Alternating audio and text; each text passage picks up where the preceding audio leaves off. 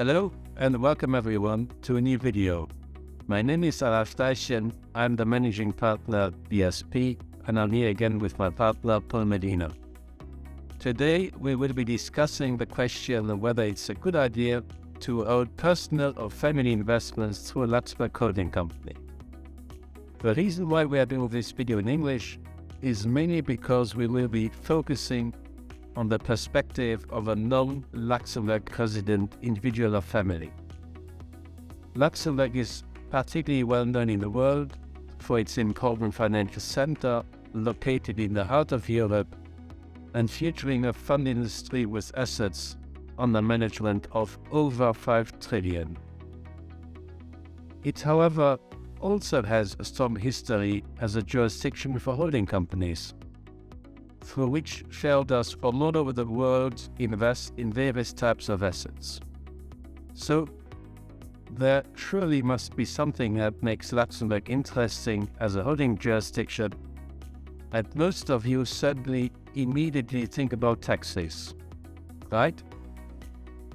Yes, indeed. Most marketing material you will find on the internet will describe the Luxembourg holding company as being tax efficient. This is, however, only true if you hold the right type of assets through your Luxembourg entity, and that is essentially in a personal or family wealth management context, what we would call strategic participations. These are participations in which you hold a substantial, at least 10%, stake in the share capital and which are held for a period of more than 12 months. Dividends distributed from these shareholdings and also capital gains realized upon disposal of shares forming part of these participations would typically be exempt from all corporate taxes, under the condition, however, that the subsidiary is subject to appropriate taxation in the jurisdiction where it is established. The Luxembourg holding company would also be exempt from wealth tax on this strategic participation. This effectively allows an investor to reallocate funds distributed from one subsidiary or derived from a full or partial exit from one investment to another strategic participation without incurring Luxembourg tax. In other words, there is a tax deferral effect, which leaves you with more money to work with and possibly, if things go well, realize additional returns on investment. The tax deferral effect ends only once the cash is actually distributed out of the holding company to the individual shareholders. At that point in time, Luxembourg would levy a withholding tax of 15% unless the shareholders are resident in a country with which Luxembourg has concluded a double tax treaty which provides for a reduced withholding tax rate. One example here is the brand new double tax treaty signed with the UK, which provides for 0% withholding tax on dividends paid to UK resident shareholders. This treaty is currently going through the ratification process and will enter into force shortly. Thank you, Paul. That is the taxation of the company itself when it sells its asset. What about the shareholder if the shareholder decides to sell the shares in the company? There is in principle no Luxembourg capital gains taxation for non-resident shareholders if they sell their shares after a holding period of at least 6 months. Since we are talking about holding companies for strategic participations here, we can safely assume that this condition will in practice always be met. Paul, you're telling us there's no taxation at the company level, no at the shareholder level. That's great, but only to the extent that the company had a substantial strategic participation, as you call it. What happens if the company holds other assets? Is that tax inefficient? To a certain extent, yes. Any income derived from stocks or bonds bought on the stock exchange, for instance, which do not meet the conditions for the participation exemption, would generally be taxable if it was realized by a Luxembourg holding company. The aggregate applicable tax rate, including corporate income tax and municipal business tax, can go up to roughly 25% in these cases. On top of that, these assets would also be subject to an annual net wealth tax payable by the holding company.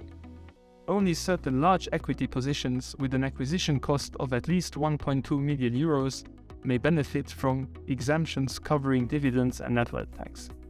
For the capital gains exemption, the acquisition cost threshold goes up to 6 million euros. But the good news is that Luxembourg has introduced 15 years ago a specific family wealth management company regime. the so-called Société de Patrimoine Familial, which is designed to hold bankable investments in an almost tax-neutral manner. Contrary to the old ordinary holding company, the family wealth management company is exempt from all corporate taxes, including net wealth tax. Dividend distributions made by it are free of withholding tax, and capital gains realized by non-resident shareholders upon disposal of shares are not subject to tax in Luxembourg either. It only pays a small annual subscription tax calculated on the amount of its share capital and share premium. With the family wealth management company, the non-Luxembourg resident individual investor can thus make use of a tool that basically allows for a similar tax deferral for liquid investments than the one we previously identified as being the main advantage of an ordinary holding company when it comes to strategic participations. Thank you, Paul. That's very encouraging. So that looks a very interesting, tax-efficient platform to be using for holding companies in all circumstances, but that's just domestically. We have a lot of influence by the EU and OECD. How does that impact whatever you said previously? Are we still competitive, or do we have to adjust according to the international rules? We definitely need to adjust. The key words are substance and anti-abuse rules. It would of course go way too far to deal with these aspects in detail today, but we can say that the age of letterbox companies, whether they are in Luxembourg or anywhere in the world by the way, belongs to the past. Today, a holding company needs to have adequate substance within the jurisdiction where it is established. That means that a Luxembourg holding company needs to have a properly functioning board of managers that regularly convenes, discusses, and takes all important decisions on Luxembourg soil. Generally, a majority of managers is actually resident in Luxembourg or in the border region. The managers also need to have appropriate qualification or experience and actually exercise their decision-making powers in practice. The company also needs to typically have an operating bank account, either in Luxembourg or at least in the EU. And some may want to have dedicated office space and employees as well, if the volume of their investments and transactions requires them to. Thank you, Paul.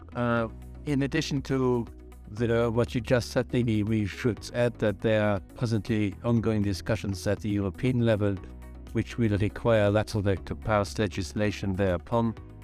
So it's a moving target, but more to that on another time.